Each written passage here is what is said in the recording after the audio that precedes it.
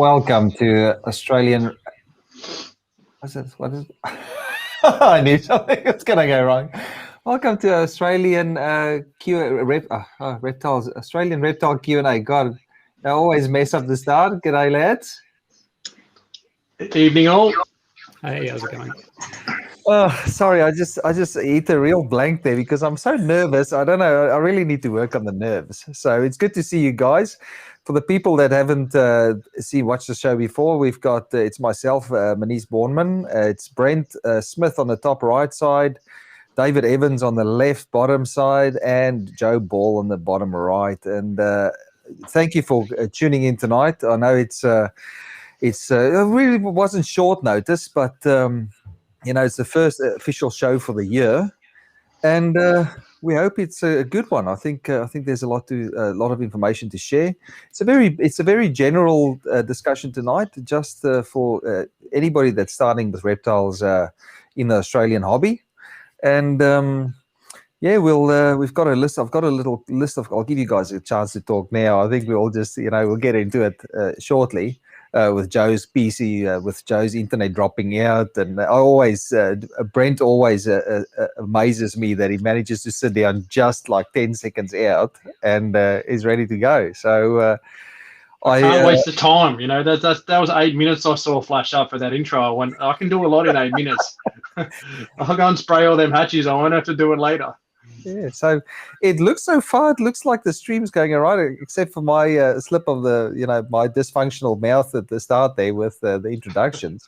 But if I could ask everybody that's watching to just share this into a group, so we get more people watching the show. And we don't like doing that around here, but it helps to have a lot of questions in there. I just quickly want to see what the chat's doing because there's a lot of guys in here. So I just want to run down a few.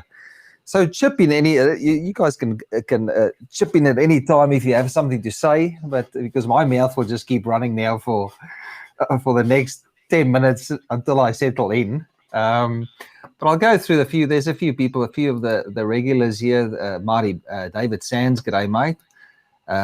Marty Bahagia. How do you say his surname, Joe? You know him better than I do. I think you got it right there. It's Bahagia.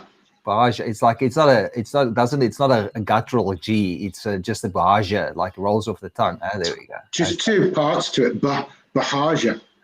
Bahagia. So, Marty's very excited about coming up to see you up there. Come and live. He's coming up to Queensland, but really, he's just coming up to see Joe permanently. He might be excited, but I don't think Dave and I are very excited about it, really. Yeah. Oh, that's great. Let me just go through a few more here. Chris Fry, g'day mate. Donna Bennett, Daniel Boswell, g'day. The Reptile Lifestyle, g'day. Make sure, as I asked before, just give us a share, and then we'll jump into it. We'll give it a couple of minutes just to see. The numbers are slowly climbing, so it's good.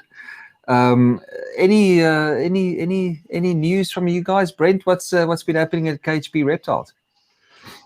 Just trying to feed everything. It's that time of year where there's hundreds of hatchies and hundreds of hours of work. It's a tough time of year. I feel like I've been a bit secluded from online, but it's trying to do house renos and feed snakes. It gets very, very busy. So I see we get a lot of people at YouTube on the comments now. That one just comes in live feed as well, does it?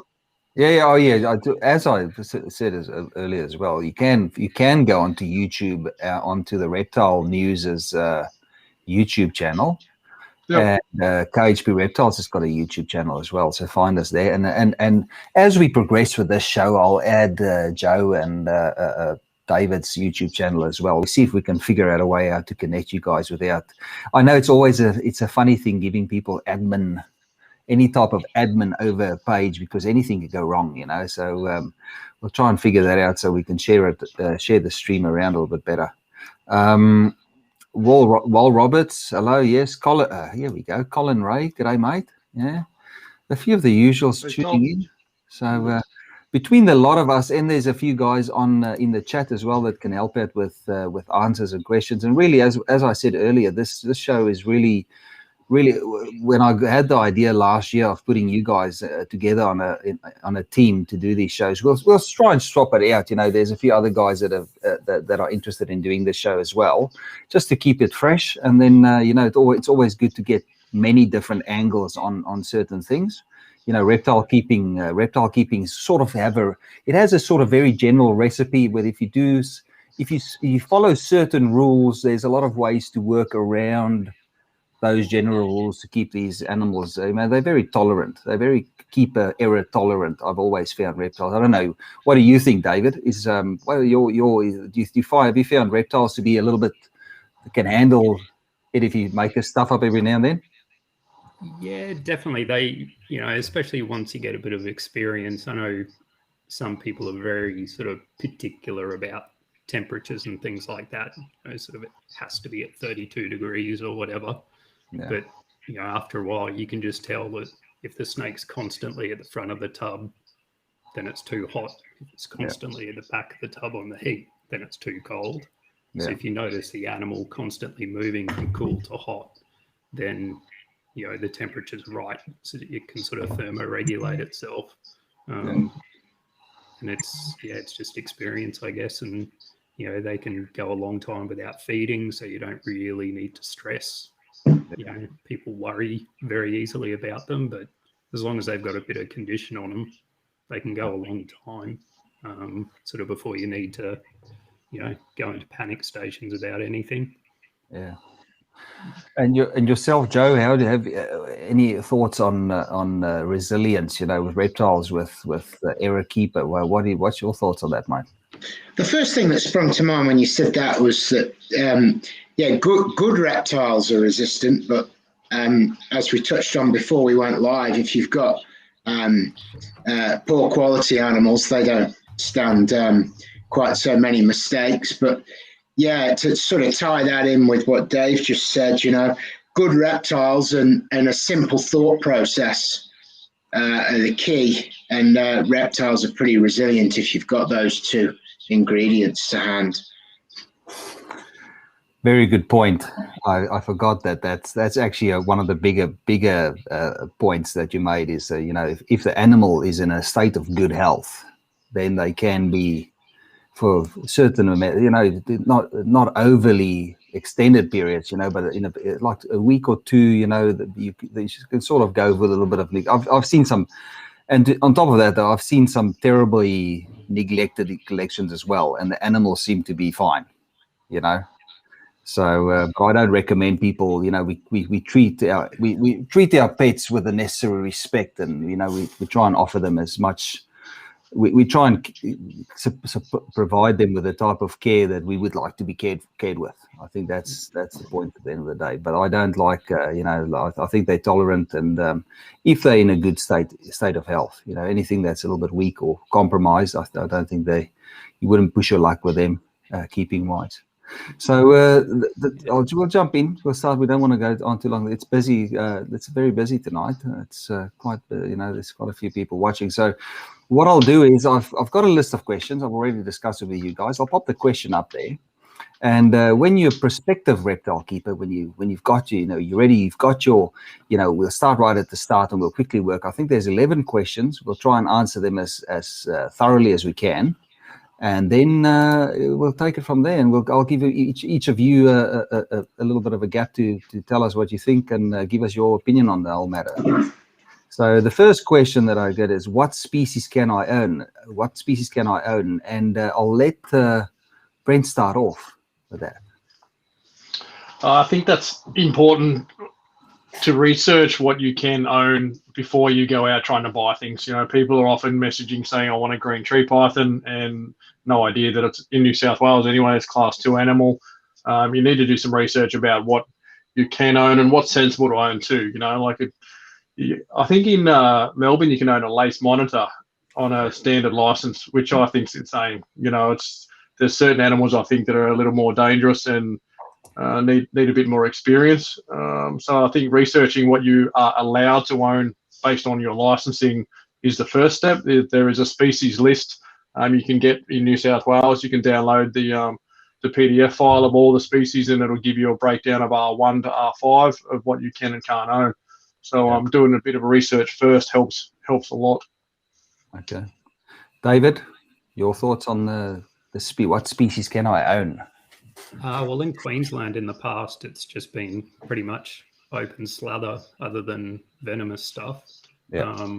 But with the legislation changes that are sort of coming through now, we're going for a sort of tiered approach here.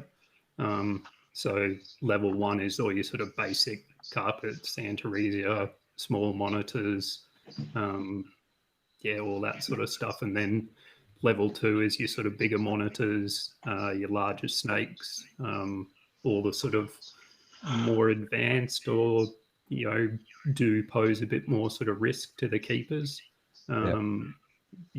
Just require a bit more experience. And then your venomous stuff again, and even the venomous stuff is tiered now as well. You definitely need to do a bit more research. And even the different levels of licensing limit how many animals you can keep and when you can breed or not breed and that sort of stuff. So it is a bit more complicated now. Joe, have you found that? Joe, have you found that dealing with your local authorities have been straightforward? Is it just a matter of giving them a call to discuss? If you're not, for those of people that haven't dealt with authorities, we know how it works, but just your thoughts on when you need to find out about something. Can you just call them up and ask? They're pretty elusive up here. They can take a while to get hold of them. You can email. Which is usually the best way. You do get a response, but they are there, but they're not, they're not manning the phones all the time, so to speak. You can be a 24-hour, 48-hour turnaround to get an answer on something up here. But to go, obviously I live in Queensland with Dave, so we're entering a bit of a new world that sort of mirrors New South Wales, if you like, with a bit more of a tiered approach. But I think the key thing over the top of the original question is, what reptile can I get? It's like, what do you actually like? I think that's a key one. It's got to be something that you adhere to yourself, and and sort of go from there. Don't bite off more than you can chew. Yeah. So when ooh, I don't know what that is. But I think that's just it's not my stomach grumbling. Some weird artifact in the sound. So when it comes to, my daughter's just saying good night. I'll see her. I'll come and say good night later. All right. Okay. Sorry, guys. There's important things in a day. So when it comes to deciding which species is right for me, what sort of questions do you have to ask yourself, Brent? Definitely what you like. That's important. People often want something that's expensive or rare before they actually want something that they really like.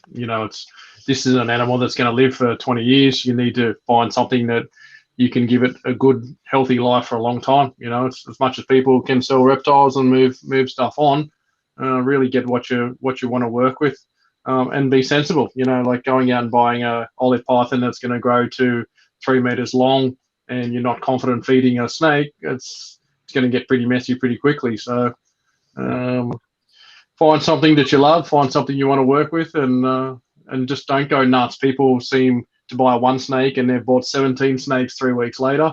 That always ends in tears. I don't know anyone who's gone at a super rapid pace and stayed in the game more than 2 years. So it's David, steady. Where would you go though to figure out? Well, I mean, how would you approach that if you had to start over with reptiles? Where would you go to find out which species is right for you? I mean, who would you speak to? How would you approach it? I mean, we're in a different time now with the internet and stuff. But if you had to start now, this might be a tough one. What would you do? Where would you start? Yeah, that's a hard question because sort of being so far into the hobby now, I've got sort of so many contacts and things like that, but and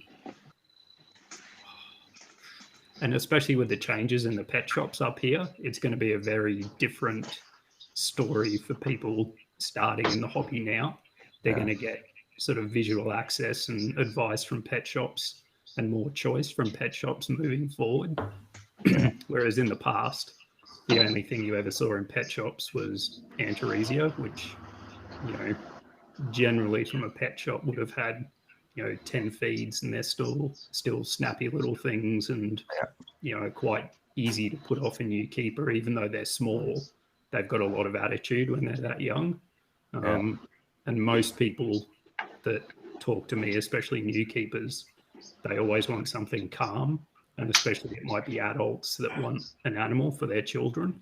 And they want something small, but generally small and calm may not necessarily go together. Yeah, it doesn't work like that. Yeah.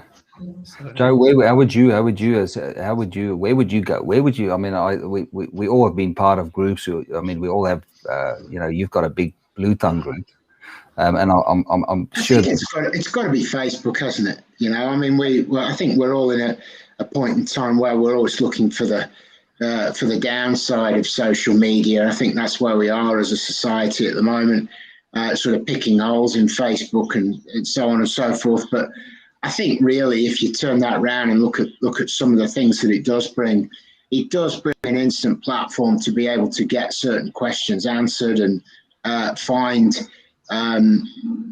you know, breeders, information, so on and so forth. Yeah, it takes a bit of navigating, but it is there in one spot if you have a look. Yeah.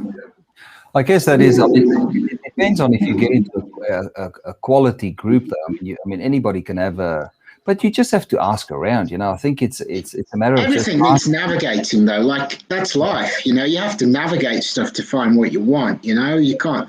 Nothing's on a plate. You know, even if you have to do research reading from books years ago. You know, you still got to navigate the correct information and find the stuff that's right for you.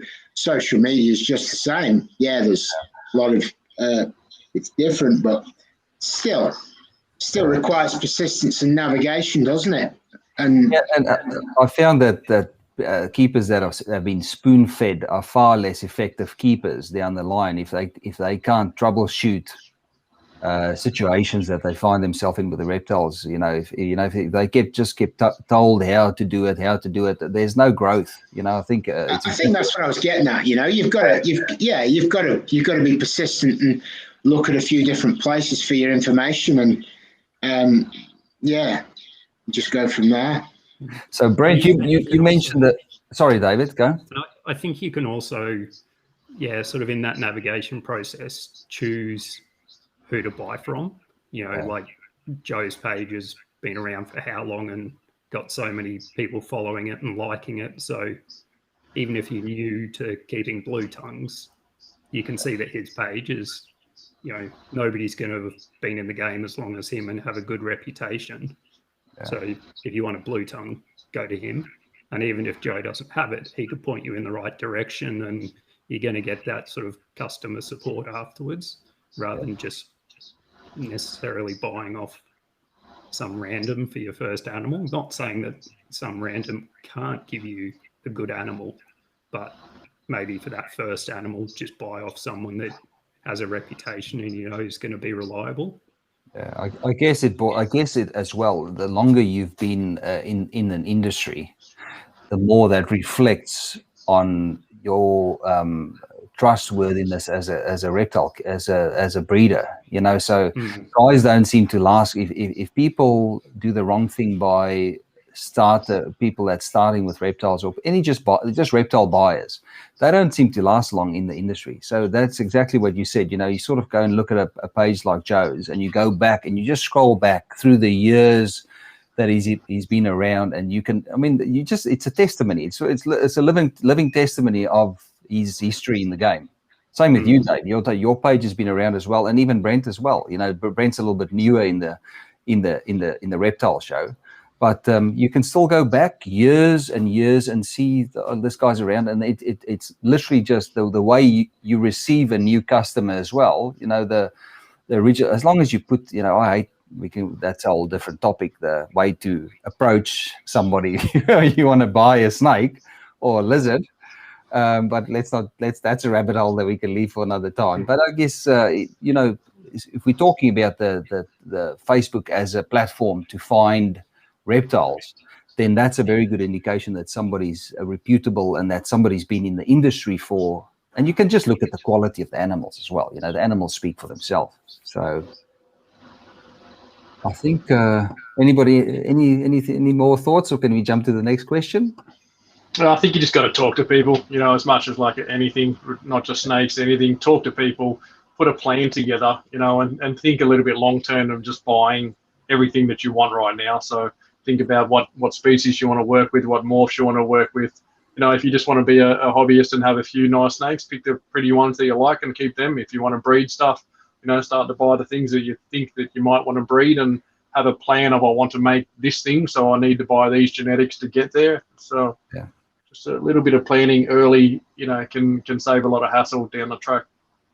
There's Darren Boswell says here, some people get a reptile. This is a very valid point. Some people get a reptile as they want it for a pet. Others get one because they are interested in the animal from a nature perspective, and the two viewpoints are very different. That's a good point. So I mean, I guess it's what your final objective, the objective with the animal, is whether you want to breed from it or whether you just want it as a pet, a single reptile. And we know it never ends up being just a single reptile. It's always, you always have more and more and more. It's one of those things you just can't get enough once you start. If you're into it, if you're really interested in it. So let's just go to the next question. Now, the first big topic. So I guess you decide on what reptile you have, and then you need to decide what type of caging you want for it. So we've got a few photos here that we'll jump through. So just the opening thoughts on caging, Brent. What were your considerations, things that you would consider before you start buying every cage in the shop? What would you look at if you started out again? Yeah, depending obviously on what animal you're going to have, get the right advice on what it needs to live in, and don't go nuts. I see people go super extravagant for a hatchie setup that is going to be grown out of in 4 months, 5 months time. So, and as much as a click-clack plastic tub, covered over, doesn't look beautiful sitting in some area of the house, it's going to be in there for a short time and then into something bigger. So I see a lot of things. People want to keep snakes in fish bowls and aquariums. Leave them for fish. Really, that's the one thing that drives me mental is people send me pictures of, this setup, this thing won't eat. This is wrong, and a glass full open setup with a mesh top thing just really doesn't work. You need to get something that's reptile specific, front opening doors, something that holds heat and something that holds humidity correctly for your species. Yeah, you don't need to spend a lot of money. It's just got to be the right setup for the animal. Dave, your thoughts on first caging? Yeah, a lot of my customers, because they're buying Antaresia, are always horribly disappointed when I say the best thing you can buy is a 7-litre Systema tub, because they'll have these nice little exoterra setups and things like that, and they're putting this tiny little Antaresia that curled up is like that big, and then doesn't eat. It's stressed. It's just constantly sits in its hide. But yeah, just plastic tub, heat mat under one end, and old toilet roll for a hide, and give it a few more months, and then move it up, to something a bit more reasonable. But yeah, it is. They have these sort of high hopes, and then you can see they die a little bit inside when you tell them a plastic tub's the way to go. But that 4-foot melamine enclosure is no good for your baby marble. No. But yeah, it'll get there in the end. So now, Joe, it's a different thing. I think it's actually exactly the same. I mean, Dave just hit the nail on the head. I talk to people, they buy blue tongues from me, and to use Dave's expression there, they die a little bit inside when I tell them, no, you can't buy 4 blue tongues and put all 4 of them in a 4-foot cage, and they're like, well, why not? They're best friends, aren't they? And you're like, well, maybe they're not, Again, 10-litre tub, 1 in each tub. You can see how much food they're eating. You can see all the things that you want to see and gauge the animal. Let's get a bit of size on it. Let's understand the genders. Let's understand a little bit about the animal. And then if you really must, let's maybe look at keeping two together, putting in a larger cage, and going from there. But I think it's that image that people have when they first get a reptile, that they want this pretty cage and all these pretty animals sort of waving at them in the front room on display, so on and so forth, when the reptile just wants the absolute opposite, wants a small space that's nice and thermally controlled to keep the hell out of the way of that big ugly mug of yours, so that it can get on with the first stages of its life. You know, and it's a difficult point to get across to some people. You know, it's disappointing for them to process. I guess smaller when you're talking age. I mean, it depends though. If you're starting with like things like beardies, though, if you go and buy, so let's first do this. Would you guys recommend? I jumped that question. That's a very good question. Would you start with something that's small or something that's already a couple of years old? What would you recommend to a person that's just starting, taking into consideration that a lot of these little reptiles can be a lot more frail than something that's bigger, and especially when he's going to a kid? How would you approach that, Joe? What would you do? I think before you do that, the first number you need to consider is how many you're going to get. And I think there's one answer to that, and it's one. Yeah. Get one animal, because yes, we can discuss bearded dragons, like you say, slightly different. But when you're talking about the majority of reptiles that we're considering here, especially all snakes for a start off, and blue tongues definitely, they're always going to do better if you get one in one setup. Yeah.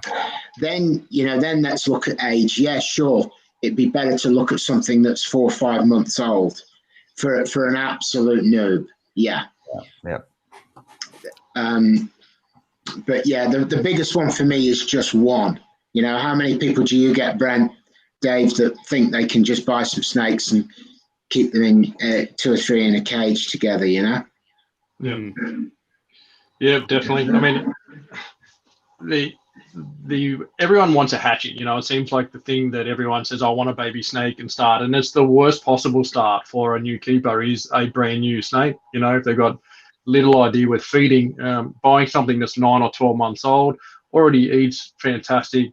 It's a lot calmer. It's used to being handled. It knows how to feed. It knows how to do everything by itself without you having to learn yourself to do that as well. So it's, as much as everyone likes baby snakes, older snakes certainly are better starting. But I mean, if I get 2 people want to buy something new and have it from a baby and grow with it, and that's fine, you know. But like Joe said, one, you know, going out and buying 6, you know, different species of hatchies and then running into the trouble of trying to care for them, trying to feed them, it gets pretty messy.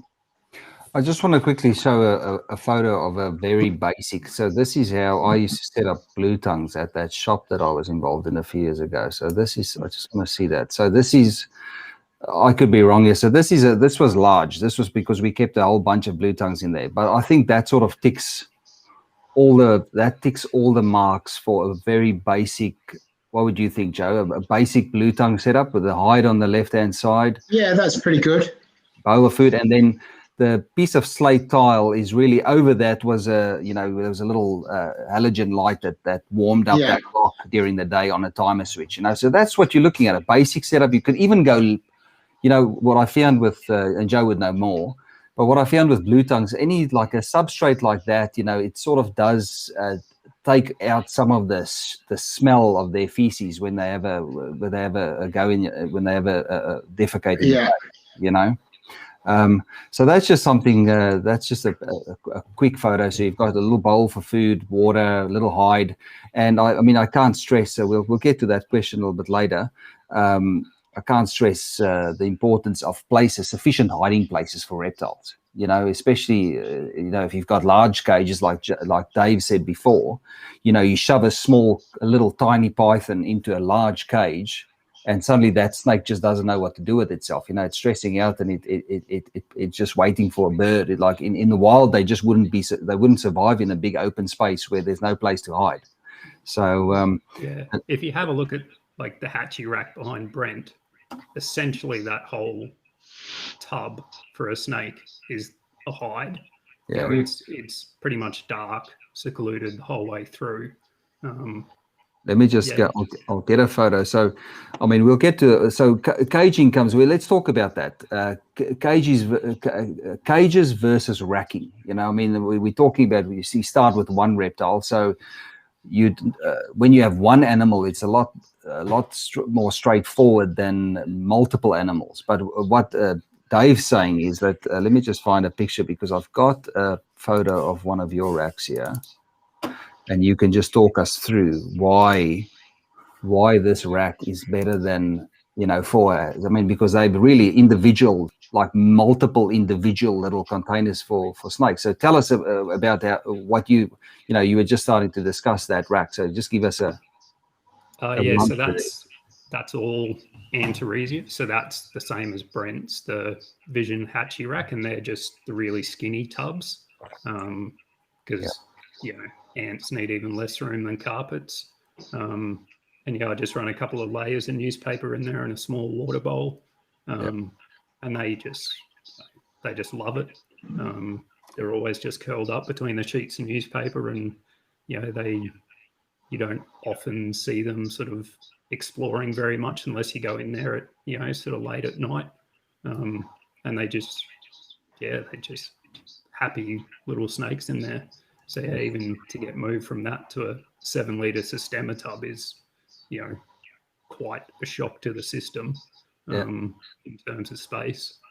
So, I mean, this is one of my old photos, but so I guess you'll so for Antaresia, what would you put into a little plastic tub like that? What would you provide to them to make them feel safe and secure? Toilet roll, you've already said, and what else?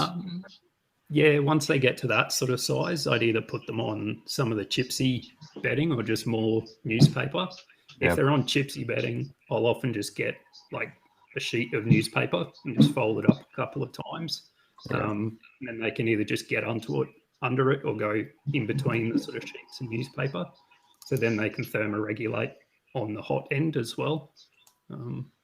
Dead simple. If they poo on the newspaper, you just throw that out and fold up some more sheets and put it in there. So Joe, with you keep a lot of blue tongues outdoors. So I've got a photo of yours here. So when we discuss these photos, so now these are classic photos that you've had on the internet for years when it comes to blue tongues. So you probably wouldn't put a young blue tongue in there, but I'm sure if you modify that slightly, you'd be able to keep young blue tongues outside. So just give us a rundown of what the whole idea is behind the way you designed that cage. Well, it was just a crack at keeping them outside, and it basically evolved from there. And it takes on all the fundamental principles of what a reptile needs. And you can see that back section there. It's got a deep litter for the blue tongues to, that's sort of essentially a hide, and it's accessed via that hole. Obviously, that's roof, so that's in total darkness, that back section. Yeah. So they feel safe and secure in there. That's a tightish space, and then out front you've got a basking area. So and the key for that. I think. Can you get that photo back again? Has it gone? Yeah. The key, I think, for that photo and those cages in general, and where I see people totally fail with outdoor lizard caging, is that allows low elevation sunlight through the sides.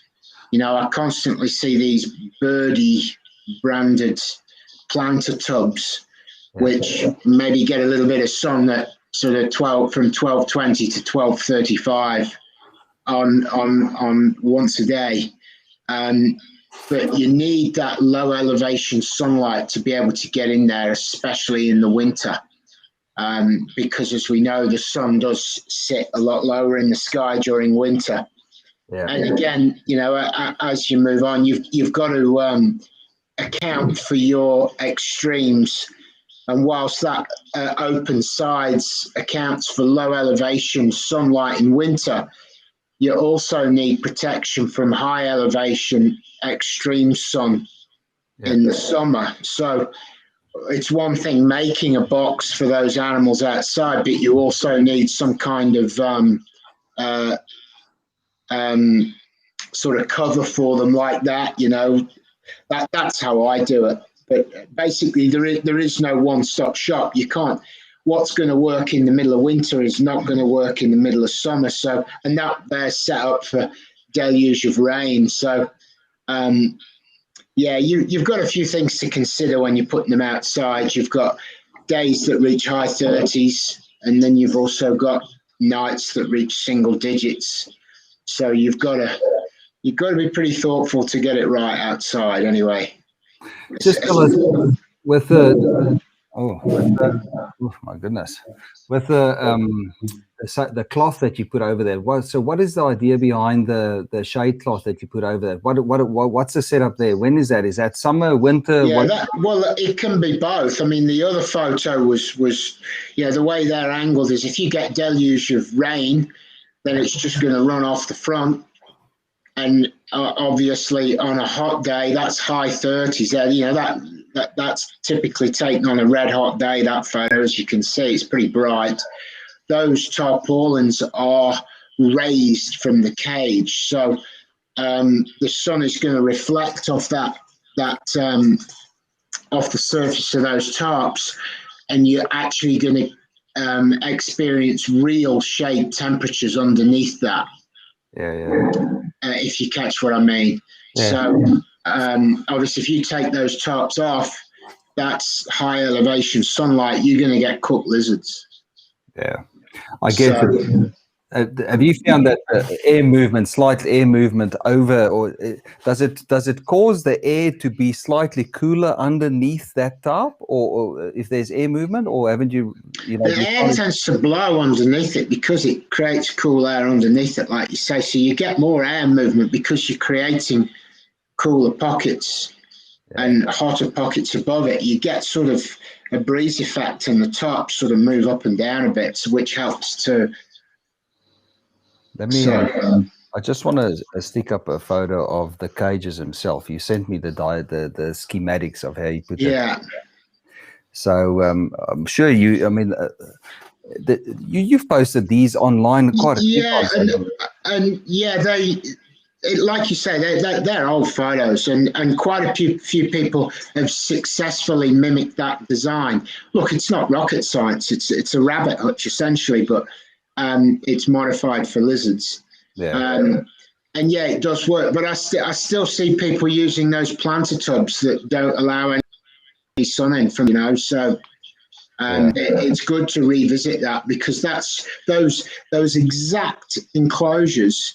I still have them today and still use them just the same as I did when those original ones were made, nearly 10 years ago now. So, and I still keep them in those cages. So that's a testament in itself that they actually work, as long as you can manage the extremes. And I guess sitting under that tarp in when it's raining and stuff like that, that would also help with protecting the timber that the cages are made out of. Yeah, there's a bit of that going on too, and like I say, that's for deluge. I mean, they are set up with holes. They do drain, and a shower of rain, you don't need the tarps up. But if you only have to look at your phone to see what weather coming right, it's going to pee it down all day today. We'll set the tarps up, or it's going to be 30 plus today. I'll set the tarps up, and there you can see sort of how it's set up again in the back. Yeah. And it's surprising how much difference in temperature it makes when they've got that substrate to bury in. I've got some photos. I've got some photos here of your outside enclosure. So while we're on the topic, we'll do a little bit of outside enclosure, because Australia is blessed with good weather that you can in the northern parts of Australia, and even down in Victoria. There's a lot of guys that keep blue tongues in outdoor pits in Victoria. We know you wouldn't keep a python outdoors in Victoria. I don't think I wouldn't do it. But there's up where you guys are, it's probably very common, people keeping their reptiles outside. So if indoors is not an option, then outdoors, reptiles can handle it, especially if they if they live in the range or in that sort of climate where you guys are. So I just want to, I saw a photo here of an outdoor pit of David's, and Dave can just run us out through this and tell us what's going on here. This looks pretty straightforward. So give us a rundown of what you've used here to put this all together, Dave. So Joe's going to flame me, but that's one of those birdies. I knew you were going to say one of those birdie tubs. But yeah, I think Cunninghams are a bit different to blue tongues. You don't see Cunninghams sort of out basking too often. They tend to just come out and grab a little bit of sunlight and then scurry back under a log. So yeah, I've just got a sort of little colony of Cunninghams in there and stacks of wood, and yeah, they come out and sit in the sun for 2 minutes, and then as soon as something moves near them, they just disappear. So they are a cool little critter to see, but you only ever see them for 20 seconds at a time. Yeah. Here's one here's another photo. Maybe this gives people a better idea. This is your shingleback pit, yeah? Yeah, which is just basically a sort of bigger version of what Joe has. It's just made out of wooden sleepers that are 2 sleepers high. And then at the back of it, it just has a big covered section like Joe's has, with a bit of mulch and straw and that sort of thing in there. And because it's only 2 sleepers high, it does catch that sort of low angle sun. So yeah, I've seen plenty of Joe's enclosures and just made a bigger version of his. So yeah, very simple, straightforward. Hot days they can escape the sun. Cold days they just go and bury themselves in the sugarcane mulch, or cold winters. Brent never sent me photos of his outdoor monitor cages, but all of you've got outdoor monitor cages, haven't you? Yeah. I think it's important to, at what age you put things outside too. I don't know about blue tongues. I'm no blue tongue man, but you certainly, a lot of people want to shove things outside when they're very young, and I think it needs to be a gradual process, and they need to be a certain age before they're going to do well outside with the right setup. Yeah, here's another case. So what do you? So this is also something interesting. So what is the base out of that? I just want to show this. There's reptiles don't need fancy enclosures. They just need to. The enclosures just need to work. They need to have tick a few boxes for an animal to not get out of it. So Dave, tell us how did you assemble this, and what do you keep in that cage? So I actually bought that off a friend of mine, and it's a 340 litre sort of cattle trough.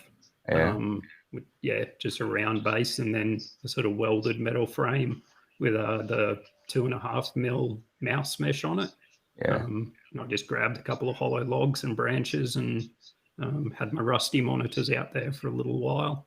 And you could definitely tell that they enjoyed being able to come in and out of the logs and grab some UV and warm. That looks perfect for rusties. Yeah, they would get scorching hot and be absolutely sort of hooning around in there and smashing food, and then just retreat in the middle of the day into those logs. So, but people can see that it's vital to offer somewhere for them, because they thermoregulate. It's vital to offer them somewhere to be able to cool down, especially if they kept outside. I guess at the base of that, you could probably also use something like a water tank that you cut in half. I've seen there's so much innovation in reptile caging. I've seen so many variations of reptile caging in Australia over the years. It's phenomenal. There are really some clever, innovative ideas out there when it comes to reptiles. So you just need to think outside the box, because that cage is, that wouldn't cost you that much to make either. And that is extravagant for, you wouldn't just keep one animal in there. But you could keep one animal, if you can keep up to what size animal would you keep in there, Dave? That looks like it was quite a large enclosure. What other animals would you be able to keep in that size enclosure? Well, yeah, the 2 rusty monitors were, well and truly adults, and they had more than enough space in there. You could the sort of full-grown Mertens would be at its limit in that. Yeah. But yeah, you could keep 3 or 4 Rusties in there more than, they'd be more than happy in there. So did that cage have draining out the bottom? Are we talking? We're going a little bit off track now with the specifics of the caging. But did that cage have holes in the bottom for or a mesh or something for the water to drain out, or did it just catch water in the base of it? No, I just drilled a few drainage holes in there, just so if we did get a couple of inches of rain, they wouldn't sort of be sitting down there getting wet and cold or anything stupid like that. Yeah. But yeah, other than that, it was just sort of like big chunky sort of river gravel. Sorry, I was just got distracted here for 2 seconds. So just river gravel down at the bottom. But I mean, you can chop it and change it and adjust it to whatever species you keep it there. How big are your Joe? Have you got big monitor enclosures, Dave, or do you not keep many of the large species? So the biggest I've got is mangrove monitors, but they're still only a couple of years old. So I just haven't been 6-footers with a little sort of aquarium at one end, which I'm definitely going to build something similar to that Rusty one, but just on a larger scale. All right. Okay, well, let's move on to the next question, because we'll get stuck on caging and make a whole cage. We could just make a show on reptile caging. There's that much variation out there. So we could touch on just inside caging. I've got a basic cage here, or not a basic cage. So, for you guys that want to keep your reptiles indoors, Brent sent me a nice photo of his indoor enclosure for a snake. So if you're keeping something like a carpet python, Brent, just give us a rundown. So this is more of a display enclosure, but it sort of builds in well with the previous cages that we saw outdoors. You can really decorate them nicely. This is when you when your animal starts getting to a larger size. From hatchling up to this size, we're jumping around. So Brent, just give us a breakdown of how you built that cage, and what was the plan behind it. Yeah, that came after Sheree got sick of having tons and tons of reptiles in the house, and most of them moved out. So anything that needed to be inside needed to be a little bit more pretty. So that one, mostly adult females in there, carpet pythons. The olives actually live in that setup now. Probably one of the larger setups. But yeah, pretty basic, melamine box built, and just put some hardwood timber around the outside, glass sliding doors. Yeah, not hard to get custom backgrounds made these days. Plenty of guys making the backgrounds, branches from the bush. And I've kept a range of different substrates from gypsy. Most of them are on now.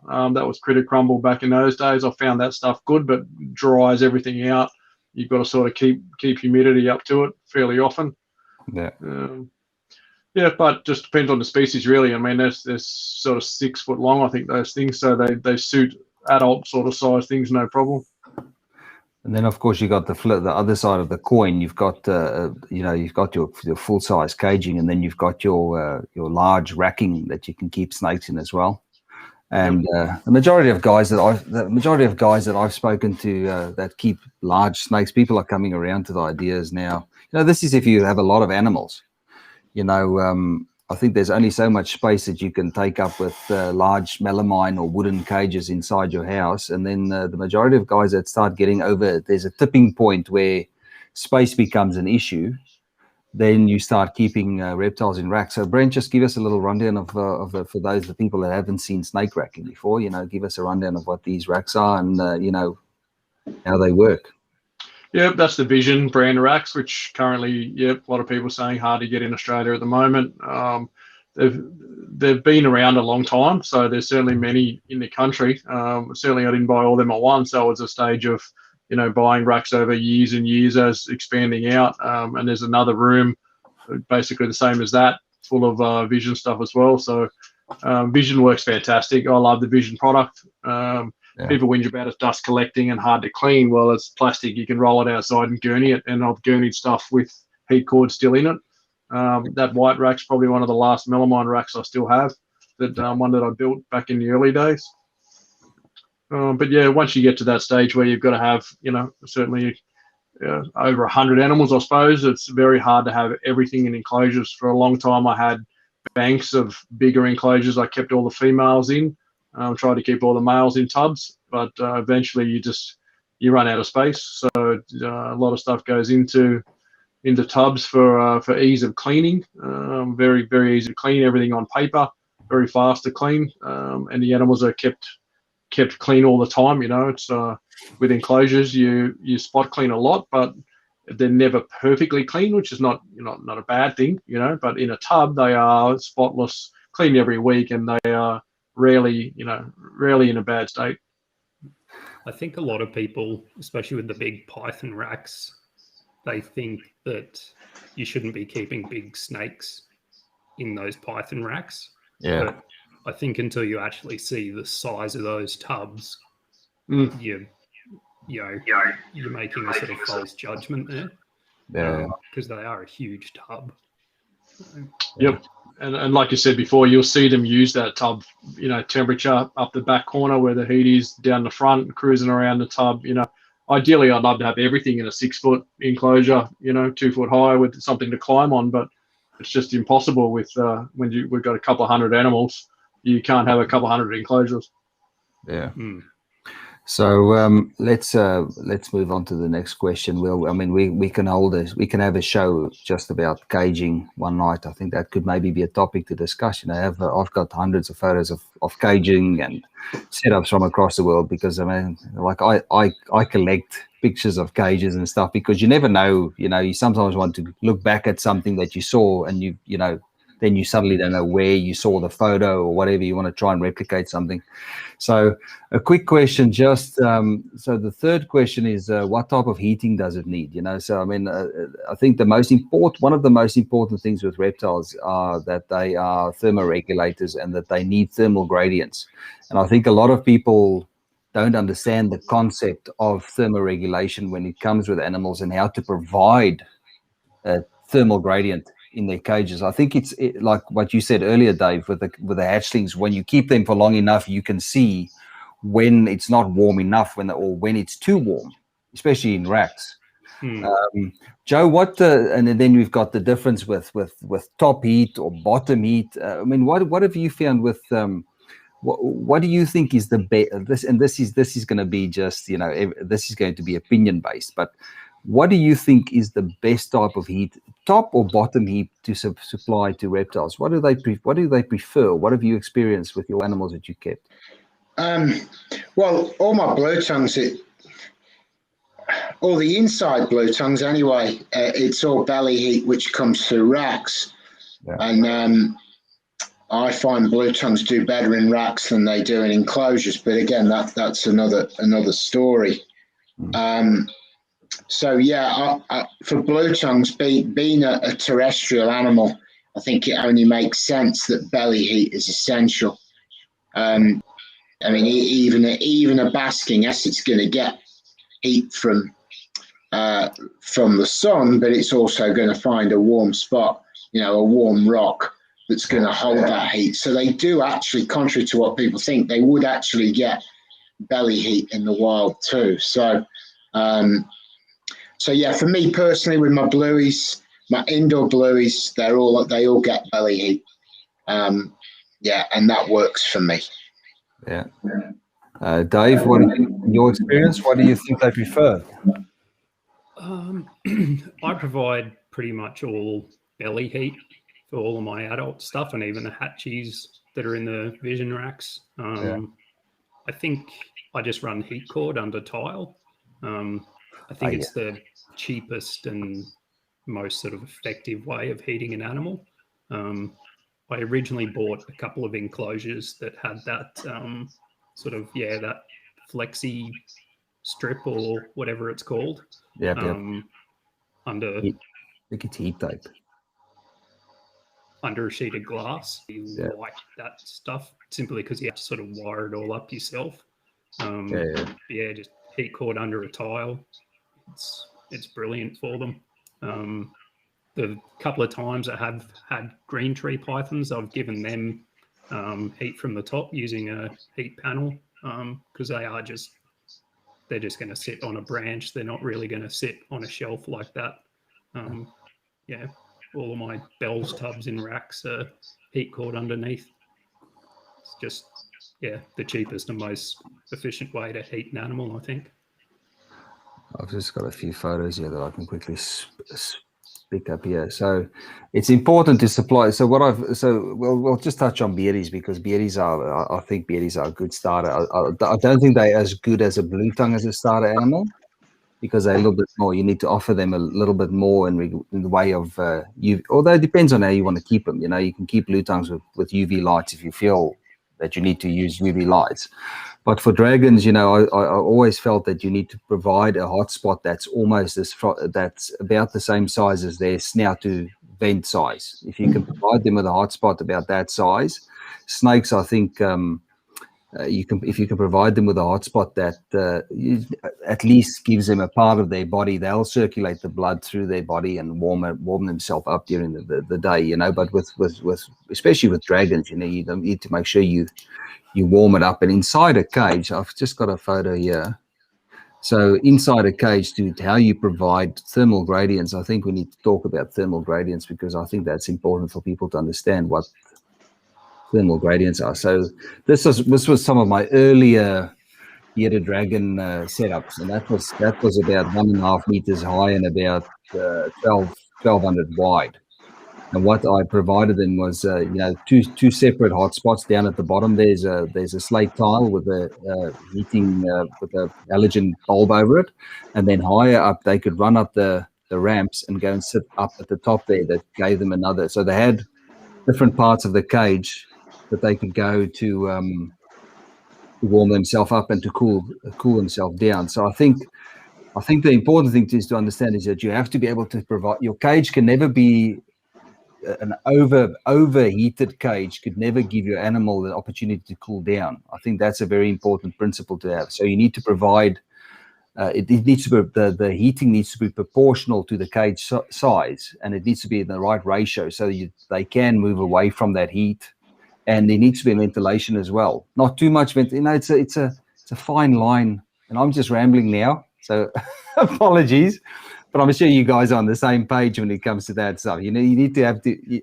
I'd rather provide a smaller globe and a more direct, hotter, warm area, and a big space for them to get away from it. You know, and the same goes for lighting. But we'll get to lighting soon. So, what do you think about that, Joe?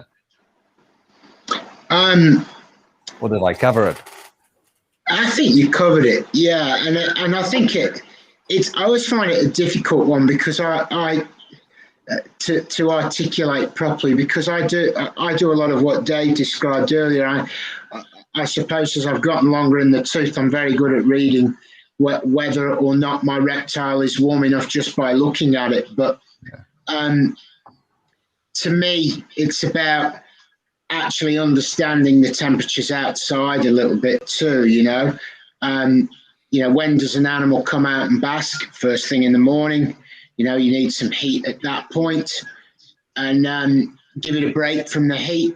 Middle of the day, maybe knock the heat off, because that's when an animal would go and retreat, and then maybe give some more heat later in the day. You know, just some open thought process around what's actually going on outside is what I encourage people to do. You know, it's always difficult to articulate and create one hard and fast rule for everybody, isn't it? And I think that's why it is a difficult topic to cover. You know, I'll cover it differently to you guys, and somebody else will have a slightly different thought process to me. So, yeah, does that answer what you were saying, or confuse it more? You guys use that? Do you guys ever? I'm assuming you could use a lot of timer switches and stuff like that. And on warm days in Queensland, where it's really hot, I'm assuming your rooms get up really warm. Do you run heating? Would you do interval heating, sort of like run your heating in the mornings when it's cooler, and switch it off during the middle part of the day, and switch it back on at night to sort of avoid that hot middle day, you know? Yeah, that's what I was sort of getting at, really. I've got my reptiles in a very good spot. I've got a two-story house, so they're all downstairs. So I'm not thermally challenged from the ceiling, you know. So I can maintain a really good ambient temperature. So I'm able to give heat on pretty hot days in the morning. They actually need it, you know. Yeah. But yeah, to your point, a little bit of heat in the morning when they come out, when they would normally come out and bask, but then knock it off sort of once it gets to, say, 10, 11, and let the ambient temperature take care of it. Yeah. And going to what you say, you know, get on your phones and look at what the weather is doing. Yeah. You know, look at the 10-day weather cycle. Look at what the typical weather is like in your area during that period of time, and you know that's sort of what you're trying to achieve. There's no real need to give any heat to animals at night, unless they're growing animals, of course. You know, that's slightly different. But you know, all my adult animals, I never give them any nighttime heat at all. But all of them will get some heat in the morning because that's when all my outdoor animals are seeking heat. So I'll go, well, hey, all my outdoor animals are seeking heat from 6, 7, 8 o'clock in the morning. All the indoor animals, I'll give them the same choice, you know? Yeah. And then once it gets to mid-morning, all the outdoor animals are hiding. All the timers inside, switch off. Yeah. You know, that's sort of my approach, if you like. I go to school off what's happening outside. Yeah. I know if we've got sort of a few hot days in a row, I'll just turn off my heat entirely. You know, they're not going to freeze to death. So why? Totally agree with that, Dave. Yeah, if you're getting high temps, common sense. Yeah. You know, they're going to be fine. The worst thing I would do, I just wouldn't feed anything. Definitely wouldn't feed anything if I know I've got a few, you know, 40+ degree days coming up. All my snakes are kept in a shed. It's well insulated with the spray foam insulation, but you know, it's still going to get warm, and that's all they need. Just heat. You know, ambient temp is way more than plenty. Yeah. So to wrap it up, I think it's important to do your research when it comes to the type of animal. Also, you know, what type of thermal requirements they need. I mean, that's a little bit of self-study as well. And it's not so hard, you know, like Dave and Joe said just before. It's I don't think that people have got this fear of their animals going without a little bit of heat for a few days, especially in Queensland. You know, it's as long as they at some stage do get access to heat, it's not gonna affect them negatively. But the flip side of the coin is that if they do sit at 40 degrees for a couple of hours, you're going to end up walking to a room with dead animals in the cage, you know. So it's a little bit of common sense that you need to apply to the situation to avoid those type of situations. I'd rather have a slightly cool animal than an animal that's too hot. Yeah, I mean, that's the perils of being a thermoregulated animal that doesn't generate their own temperature. You know, is the fact that they are at the mercy of their environment to keep them warm or cold. So you need to do your best to provide them with that option to get out of it. And if they can't get out of it, then just cut the power. So a quick one on lighting, because I wanted to have a break, and it's gone a bit longer than I anticipated so far. So I mean, we might have to break the show into 2 bits. So lighting is also important. So the major things to understand is that the major things when it comes to reptiles, I would say, would be the type of caging, how you're going to keep it, the heating that you're going to use, and then the lighting that's involved in it as well. Because some animals can go without. You know, a lot of animals need UV light. Reptiles are different in the way that they need. Mammals also. You know, humans are also do better with vitamin D3. So what type of lighting does it need? That's the next question that we've got. Let me just pop that up there already. So your thoughts on lighting, Dave?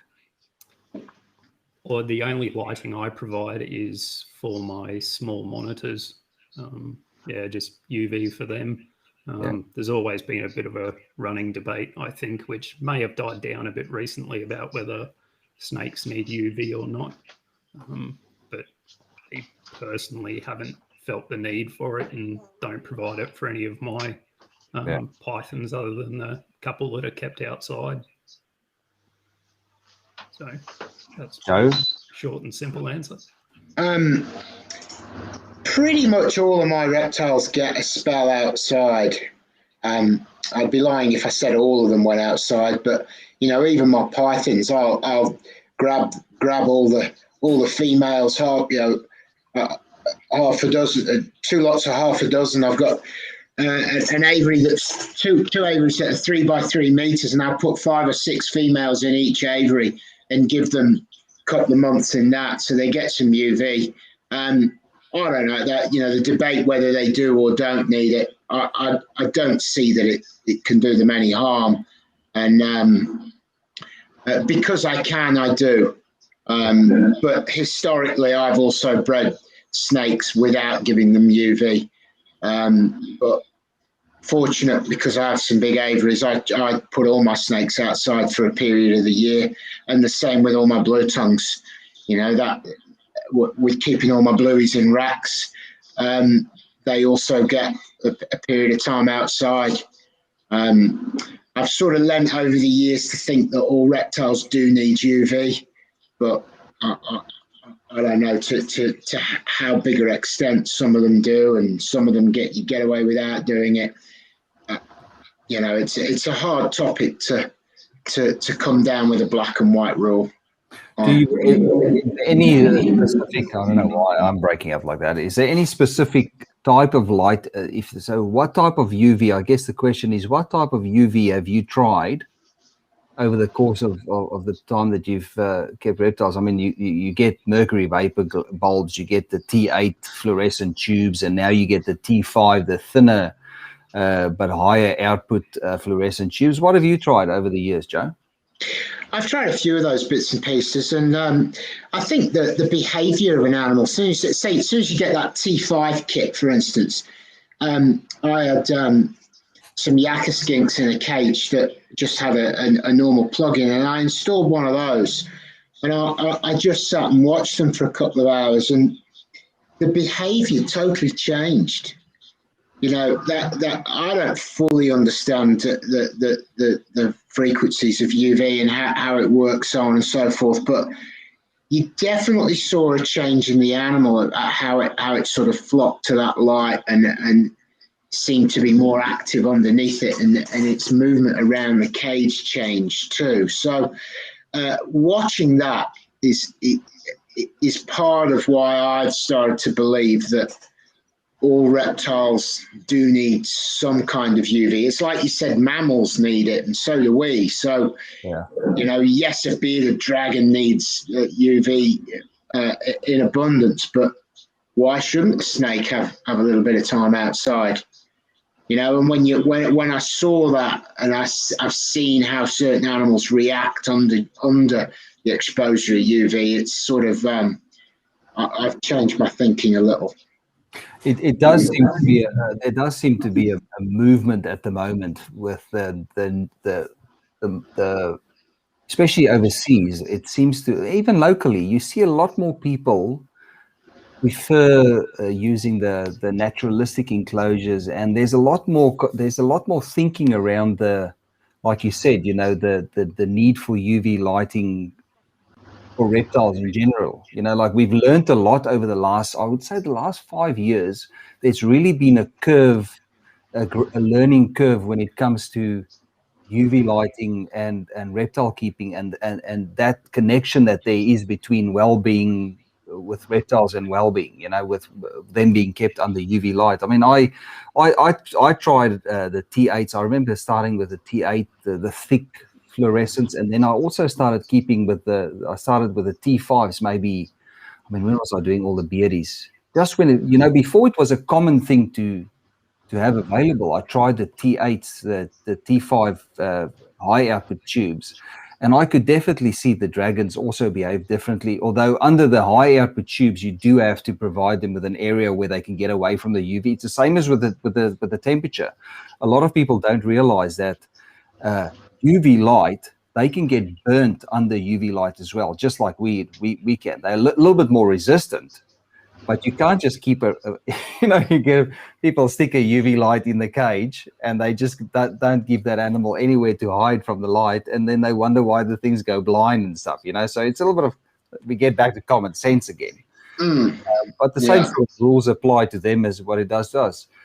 Brent, what you don't use any UV lighting. You keep your monitor lizards outdoors. You had them indoors versus outdoors. Maybe you can give us a comparison between your lacies when you had them indoors versus outside. Yeah, definitely.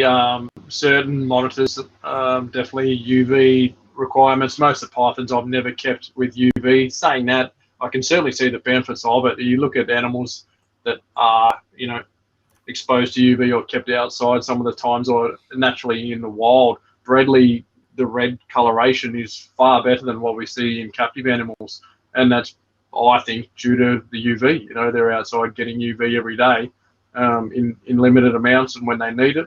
But certainly the lacies I had inside, I had UV in their setups while they were inside. Once they were 12 months old, they all went outside, and their colours changed a lot. I think outside, the vibrance and all the markings, the yellows on them, all seem to pop out of them after they shed the first time being outside. So I think it's far healthier for them having some sort of UV. Yeah. And Dave, certainly for pythons, I don't bother. None of these guys get light unless the light's on in this room. In the small stuff, the adult room, I actually put a timer on the lights, the LED lights in that room, so it mimics daylight time. So in winter time, there's less hours of daylight in that room, longer hours in summer. So it's on just a simple little dial gauge where you press the little buttons. You can set up your own, night and daytime hours. So if anything, just to try and provide a little bit more natural lighting, for the adults anyway. Dave, your thoughts on UV lighting? I mean, I think what we might do is we might cut the show in half. We'll get the first 5 questions, and we can always circle back to the other questions in another show. But I think this is the major topics. I think we've touched on the major topics, but UV lighting is. I mean, Dave, what's your opinions about UV lighting and the animals? Have you noticed any difference with them being under sunlight versus indoors? Well, yeah, like Joe said, not to the same extent, but I do have room to cycle some of my pythons inside and outside. And I do tend to see more activity in the ones outside. So they obviously do sort of fall into that, dusk and dawn and middle of the day sort of routines. And with some of my small monitors, I've had where, the UV bulb has blown in there and it's taken me a week to get another T5 or something. Yeah. And even though there's heat, the monitors just tend to hide away a lot. Yeah. But as soon as you replace that T5 bulb, they're just back out. So even though the room does get light and there's heat there, they just it doesn't sort of trigger. It's obviously not bright enough or intense enough to trigger that, that switch in their brain that it's time to come out. And it's slightly unrelated, but when I was breeding a lot of rodents in Brisbane, I would set the timer in the rodent room to come on for 14 hours a day. And I noticed prior to that, when it was dark, unless I was there, switching it to that 14 hours a day of sort of giving them that sort of, summer, spring sort of daytime, the productivity in them went up so much, which obviously affects, the sort of melatonin levels in them or whatever it is. So I guess they are the same as we are in the fact that they need a day and a night. I mean, I remember when I started with reptiles, it was before, I grew up in South Africa, so it was hard to get things like timer switches, stuff that we take for granted now, like just as simple as a timer switch. just the benefit of what a timer switch can do to your reptiles, because they have set day and night times in nature. There's always a day and always a night. And I've been to collections where the reptile keepers don't use something to give your animals. They switch on the light, or they manually switch on the light or switch it off. And the benefit of, I can't stress the benefits of having timer switches that you can adjust to give them that set day night time. I'm sure there has to be a benefit to having set day and night times with those animals. The same as what it goes with, same as what you get with UV light or no UV light. There's always benefits with these things. I think they interact with each other. It's a recipe to keep them to keep them healthy in the end. So. You said you tried the T5s, Dave. Somebody said, I think I just have to mention Exoterra is our sponsor for this show, and it would be wrong for me to not just mention that they are, there is a question that I needed to ask you guys. So with, you get the 5 and the 10.10, the 5.0 and the 10.0 light. Which of those lights have you tried, Dave? So mine are the Arcadia ones, yeah, which I obviously won't be able to get in the future unless I order them from eBay. Yeah. And because I've got relatively small enclosures, I think they're the 7% shade dweller ones. Yeah. Because the distance between the light and the animal is relatively small. Yeah. But yeah, so I'll have to. I don't know the specific ins and outs of UV. So when I do switch over to the Exoterra ones, I'll have to do a bit more research into it.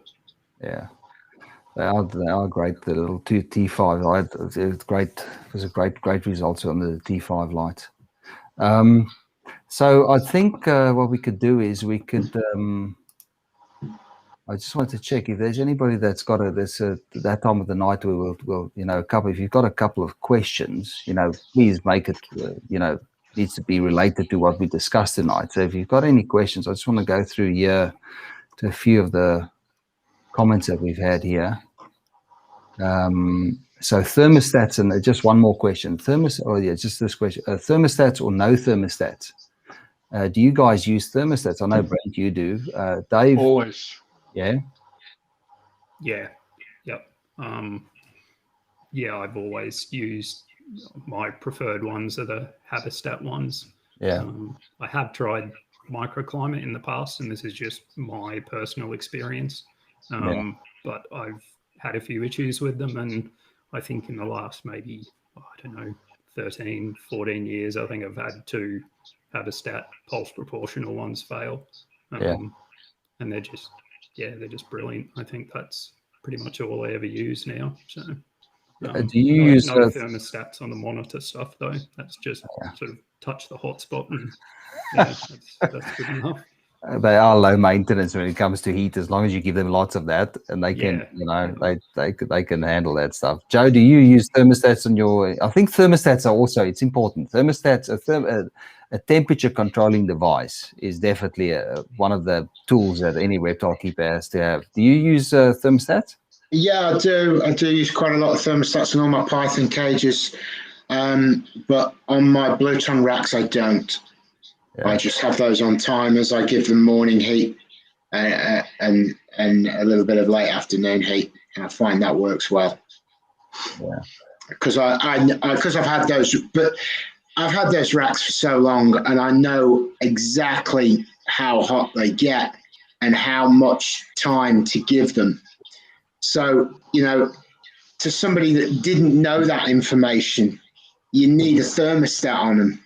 But because I know exactly how hot they get over a given period of time every morning, it's sort of, it became redundant for me. Yeah. But if you're just starting out, you definitely need a thermostat. Yeah, because you even have yours at like 10 minutes on, 10 minutes off. Yeah, I do. That, don't you? Yeah, I'll say run them for, say, from 8 in the morning till midday. The first couple of hours I'll run say 30, 45 minutes on, 15 minutes off. I'll do that for a couple of hours. Then I'll have it so that they're half an hour on, half an hour off. And then once it gets to late morning, the blue tongues are well and truly up to temperature, and then no heat for maybe the rest of the day at this time of year. So, but that just comes with a true feel for how much heat there is being pumped into those housing situations, Yeah. And you can't really buy that experience straight off. So a thermostat is how you'd go about it. Definitely. Yeah. I'm just trying to see if there's I think we touched on this. So there's a Kira Jade as a question. Yeah, you can't see the whole question. So what I'll do is I'll just read it, and I'll tell you guys. So for someone starting out, is your recommendation for UV or no UV? And if no UV light, is it important? Is natural UV important? I use both and I've seen the benefit of giving my reptiles UV. However, when I recommend it, always starts arguments because there's so much controversy around the topic. So I think we addressed that question. I think all of us sort of agree that there are benefits to giving there can only be benefits to giving them access to natural sunlight. Can do them no harm. It's certainly not going to hurt an animal giving it UV in controlled amounts. Yeah. Some species, though, we know that in some species we do know that it from what we can see, they do as well without UV light as they would under UV light. But it's really some animals need it. Especially sun-loving things like bearded dragons, all the small the types of dragons. So we remember we're talking about we in Australia, so we have to base it on what we keep in Australia. Joe, did you find that tree monitors, or both of you, did you find that tree monitors needed like UV light or not? Yeah, I think so. Yeah. I'd go as far as to make the statement that all lizards need UV. Maybe not geckos, but people think that they can keep blue tongues without UV. No. You're going to need to give them UV at some point. Your results will go backwards if you do not give them UV. We've spoken about. You mentioned to me in the past that sometimes anything that doesn't do well, you sort of stick them outside for a while or give them access. Have you found there's actual health benefits to animals that are because sometimes we have poor doers in a clutch. All of us have dealt with poor doer hatchlings or even subadults or Have you found that it's actually gotten them better by putting them in sunlight, that they've had if you have a blue tongue that is struggling inside and they can feel soft to touch, they can be and they can even shake a little bit. Yeah. When they've got lack of vitamin D3. And another 10 animals in the same situation may be fine. But one of the animals will go backwards. You put it outside, it goes outside for 2 or 3 months, totally resolves the problem. The animal feels firmer to touch. Yeah. You can feel the density of the animal has increased 5-fold. Literally, I don't know how you can measure the density of an animal, but you can feel it. So you can't say that a lizard, and especially a blue tongue, doesn't need UV at some point. Yes, they need less, which is why all those globes have got little stickers of animals on. A blue tongue needs 2.0, a bearded dragon needs 8.0. This has already been worked out, to challenge that stuff, which some of us have done over time. Really, you've just come back to the same conclusion. I think if people are, and that comes back to the question of, how strong is the UV that I need to have? I mean, you can go to websites. I mean, I know Exoterra's got on their website, there's an actual Ferguson zone checker that you can basically. There is the answer. What you just said. It's how much UV do my animals need? And I think that number guide on those globes is a good place to start. Yeah. Yeah. Oh, Andrew Walker says turtles are another important commonly kept critter that really need it. So I agree. Turtles, I mean, you get the soft shells. I mean, that probably builds into what you're saying, that you can feel muscle. Exactly the same principle. Yeah. Yeah. Yeah. They get that soggy softness to them. And Yeah, that's exactly it. Almost like they don't have muscle tone. I felt that. Yeah. So it's interesting stuff. So if you're not sure, there's always a resources. So if you're not sure what type of UV or what strength UV you need to go, it's called Ferguson zones, and a majority of the top brands of reptile lights, if you go to their website, you'll be able to do a search for Ferguson zones, or what they recommend for and there's it's like you said, Joe, there's a reason why they recommend it, because some animals live in the desert, so they do need more they need more access to UV light, or more exposure to the different UV, the different the UV wavelengths. So don't think that you can just throw your hands in the air and you don't know. There are resources for that, and the majority of people, the guys that have been in the industry for a while, if you ask one of the breeders, they should be able to tell you, what their opinions are, at least when it comes to UV lighting. I just want to see if there's any other questions here. I don't want to hold you guys up for tonight, and I feel I'm a little bit rusty with this show. Brent, we need to pump out a few of these shows a little bit more regularly. catch up. Oh, I think Jay's question, Jay Boyle from YouTube's question about thermostats on multiple enclosures is a good question, and one that done correctly can be certainly achieved quite easily, but always a risk running multiple enclosures from one thermostat. But certainly if they're very similar or identical sized enclosures, I will certainly do it. If I've got a stack of 3 or 4 in one go, no problem.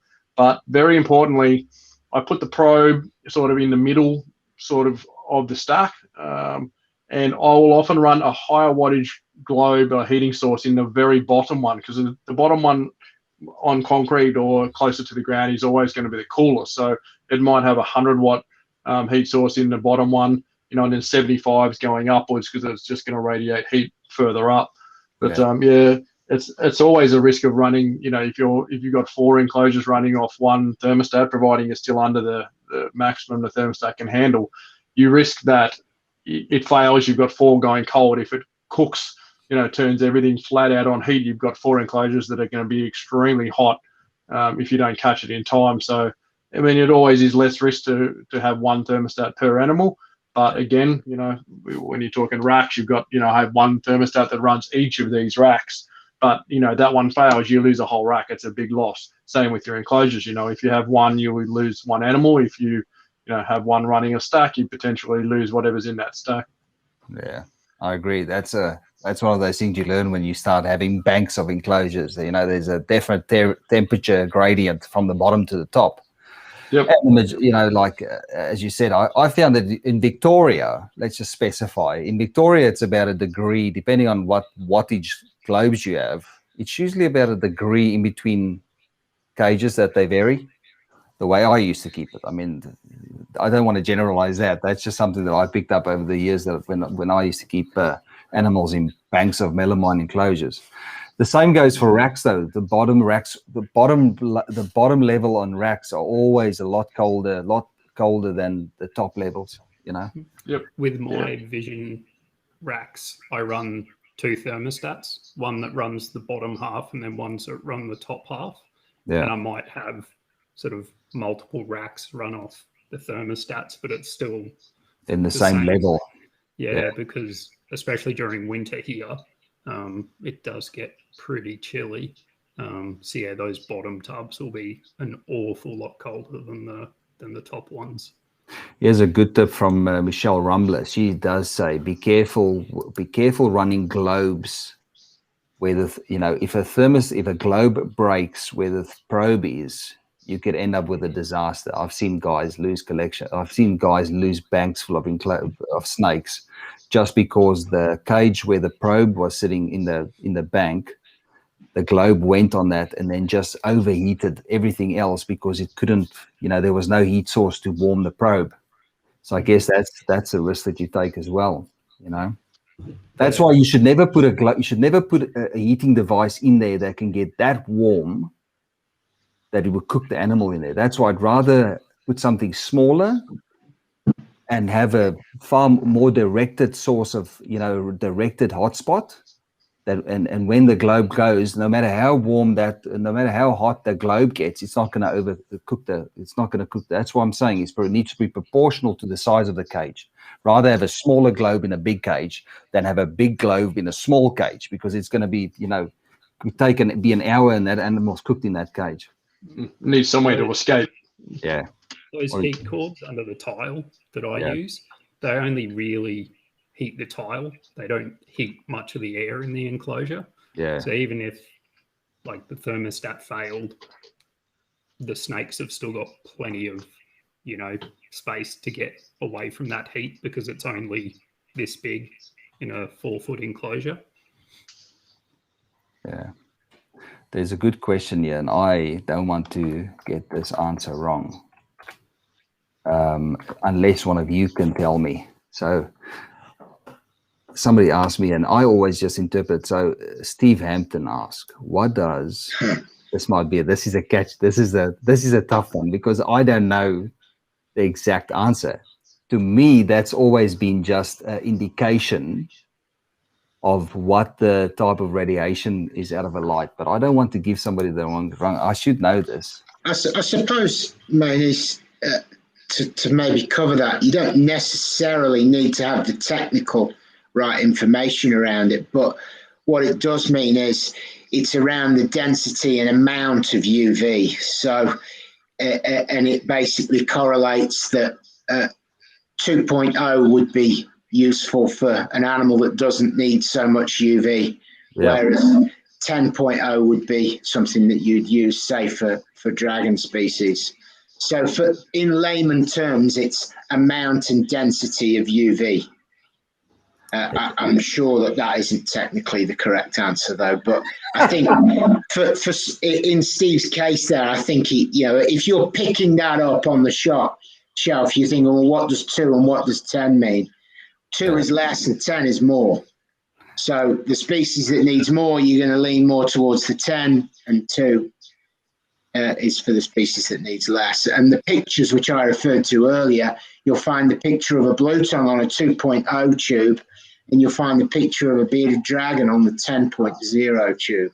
So I'm going to take this opportunity to teach us, to inform us all what it means, because I just quickly went online, and it so happens that Exoterra, and it's not because they're a sponsor, it's just because their website popped up first. So that shows me that their website's optimized for that type of search, or a lot of people have looked that up. So they do say, no longer should anyone rely on the old 5.0 and 10.0 UVB principle, as these fictive numbers only vaguely indicate the UVB output of the bulb. So that's why I thought, I don't want to step in it. I'd rather research it quickly. So it took me 2 seconds to find it. So there's no excuse. If you're ever stuck, Andrew Walker also commented here. Let me just see. It means that 2, 5, and 10% of the total light output from the light source is UV. However, it can't be used to compare brands. Okay. Thank you for that, Andrew. So it says the same here with on the website. So it's fictive numbers only vaguely indicate the UVB output. Exactly what Andrew said, of the bulb ranging between 280 and 320 nanometers. The wavelength that is responsible for vitamin or vitamin, I say vitamin, D3 photosynthesis, however, ranges from 290 to 310 nanometers, with a peak production at 294. So it's a bit of science. We do like the science around here as well. But that's on the Exoterra website. So what I'll do is I'll copy this, and I'll paste it in the comments so people can go and just click on it and find it. So there is your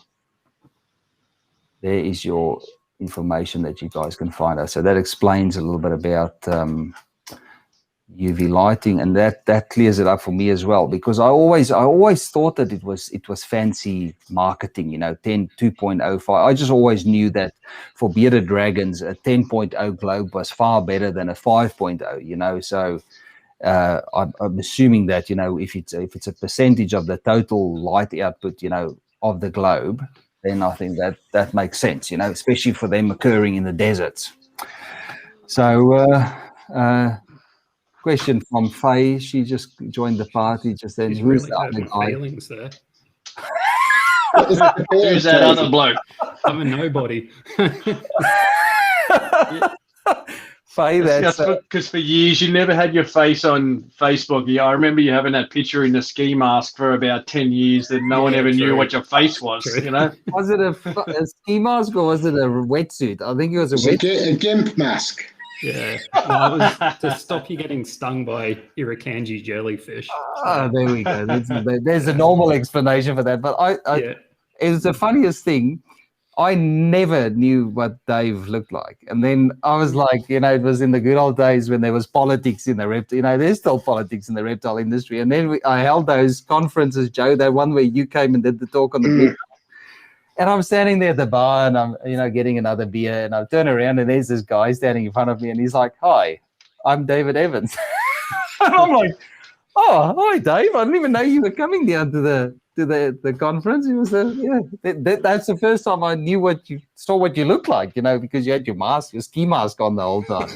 So got to try and remain anonymous. Yeah.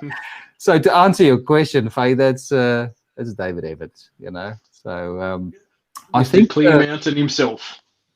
Yeah. So I think, sorry for butchering. I just have to apologize. It's not all, I do struggle with the language every now and then. And tonight, I think I was just a little bit rough. I butchered the start of the thing, and I felt like I wasn't 100% on form tonight.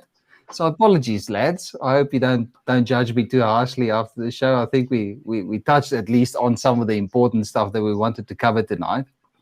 Faye, yes, you guys. Dave looks different. Yeah, he does look a bit different. He's got a beard. He's got the beard. Shaved last time. So. Yes, that is what's different. That is what's different. What is this? What does this mean?